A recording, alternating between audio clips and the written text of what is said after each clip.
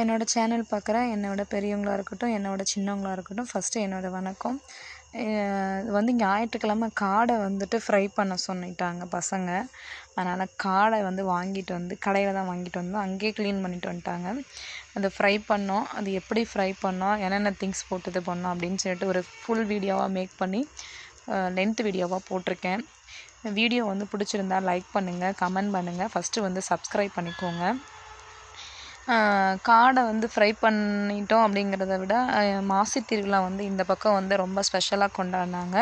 மாசி திருவிழா முடிஞ்சு 3வது நாள் அல்லது 4வது நாள் தான் நான்வெஜ் வந்து யூஸ் பண்ணுவாங்க.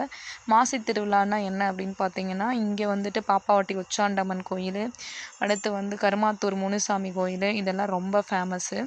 அதனால் வந்து எல்லாருமே வந்து நான்வெஜ் அமாவாசைன்னு கூட பார்க்காம அன்றைக்கி ஃபுல்லாகவே எல்லோரும் நான்வெஜ் தான் பக்கத்தில் எல்லாமேவும்.